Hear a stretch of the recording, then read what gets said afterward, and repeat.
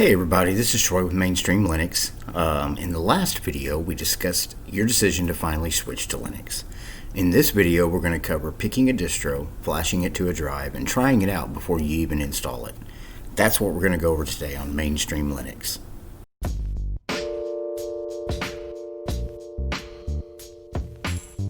Okay, so we've made the decision we want to give Linux a try. What do you need? What do you need to get started? Well, first thing you're going to need is you're going to need a flash program to flash to USB. You're going to need a USB drive. I recommend a 16 gigabyte drive. Lexar, SanDisk, doesn't really matter. Then you're going to want to go online and either go to Balena Etcher, that's one I use preferably, or you can even go download Rufus. But for today's video, we will be using Balena Etcher. Okay. Next thing you want to do is just pick a distro. Pick a distribution of Linux that you can try and just kind of fool around with and get used to. You're coming from Windows, you want to find a comfort zone. So I pulled up three here. Ubuntu's a good one for a beginner. Pop! OS is really good for a beginner. And I even agree with DT over at DistroTube. Manjaro's good for a beginner. I'm using Manjaro today. That's what we'll be going through. I've already started. If you go over to Manjaro, let me go back to the home screen of Manjaro. When you first get to their website, this is what it's going to look like.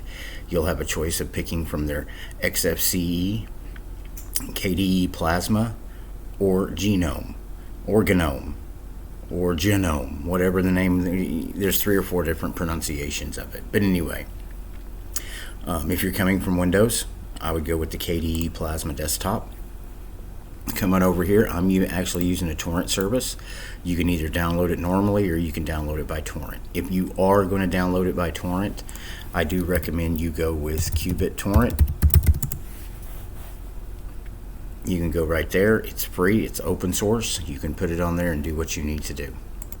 Okay, so now you have your USB 2 utility. Like I said, we're using Balena Etcher today. You can use Rufus if you want to. Plenty of online documentation about both. We have downloaded our ISO image of our Linux we chose, and it's pretty easy. When you bring Balena Etcher up, you just start flash from file. Go to your downloads, pick your ISO file or disk image. Ours is Manjaro KDE. Open, select your target device. USB flash drive, 16 gigabytes, select, and then all you do is flash. This process can take anywhere from 5 to 15 minutes, depending on, of course, the read-write speed of your USB port and the read-write speed of your USB drive. Rufus is the same way. Can take anywhere, like I said, 5 to 15 minutes. My flash drive might be writing a little slower than normal, but it speeds up. But the process shouldn't take too long at all. In the meantime, like we were discussing earlier, you can do this with Ubuntu, you can do this with Pop! OS. I just choose Manjaro because that's, I started out on Linux Mint and Ubuntu. Wanted to go a little different route with it, so I went with Manjaro, and I've been on Manjaro ever since. Probably been on Manjaro for a little bit over 7 years now. It just works for me. Now, what you will find out is, like I was talking about earlier, like, let me go to Manjaro real quick. Let's go back. The great thing about this is you've got all this information on their website. They can give you news about the distro. It's just as updated as anything you're going to get from Microsoft. And you can read all the information they got. Here's the beautiful support. Go to the forum. I'm not going to sign into the forum right now, but there's all kinds of announcement, desktop and window managers they can discuss with you, development, architectures they're working on, feedback. There's so many different things you can get, and it's not just on Manjaro, because you can get that with Ubuntu, you can get that with a Pop. There's a great community out there with a lot of help if you ever run into problems. You just go in up here and search your topic, and they will take care of you. Okay, once the file gets done flashing, it will go through and validate it. That takes an additional minute, 2 minutes. Once that's done, you're ready to go. Now, what you're going to want to do at this point is, when it completes flashing the USB, you can restart your computer. You can look it up online, or you may already know. F1, F2, F10, F12. There's a hotkey to get into the boot menu. When you get into that boot menu, it'll bring up your Windows Boot Manager, your hard drive, and it'll bring up USB. What you'll want to do is arrow down to USB and hit enter, and you will be taken right where you want to be. It'll start booting Linux directly from the USB. This will not affect your Windows install at all. It'll be running everything directly off of the USB, so you will not have to worry about that. And everything goes smoothly from there. You can try it out. I even recommend that if the first distribution you try out you don't really feel comfortable with, go find another one. Try Ubuntu, try Pop! OS, try Manjaro. Find something that fits you. That's the beauty of Linux. With Windows, you're trapped in one little ecosystem. You're stuck with the way the desktop looks. You're stuck with the way the settings work. You're stuck with the themes that you can use. With Linux, there's freedom. You can change it and make it look any way you want to. That's the beauty of it. Plus, all the free and open source software that's out there that can compete with anything that you're using already on your Windows machine. The best part, it's free. You're not paying for it. It's updated. It's a community of people that think everybody deserves a great experience when they use their PC.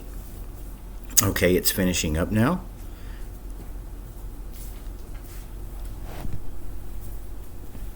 Putting the finishing touch, the flash is complete. Now what you do is you reboot your computer. Like I said, find the hotkey for your boot menu, pick your USB drive that you just flashed, hit enter, and you will open up into your Linux desktop. Now, one of the first things I want to do before I even discuss anything on the screen is go to my system settings and kind of adjust it real quick. Yours will be different depending on the distro that you're using. I kind of like switching to a dark theme right off the bat. Fonts sometimes are a little small for me. I am older, so don't want to have to use my heavy-duty reading glasses. Okay, changes that across the board. And last but not least, I like changing my icons. Let's see, I want to go with something like that. Apply, they're changed, good to go. Okay, so you booted up into your USB. This should be a similar screen to what you're greeted with, depending on the distro you used, whether it's Ubuntu or Pop! OS or Linux Mint or Manjaro. I'm actually using my daily driver Manjaro to show you. You'll know, you look up here in the left-hand corner, you'll have install your distro or documentation about your distro. There'll be something up here that you can read. Most of them have a welcome screen. You can go down through here. They got documentation, README, release info, their wiki, forums, so you can go get help. Chat. If you have an issue and you need to get online and talk to somebody, you can. I usually leave this on. Some people shut it off because they don't like to see it at the very first when they boot up. You can look. You can even go check out your system monitor. On here it's SysGuard, but you can look up system monitor, look at your system load compared to what you'd be running on Windows, and it's amazing.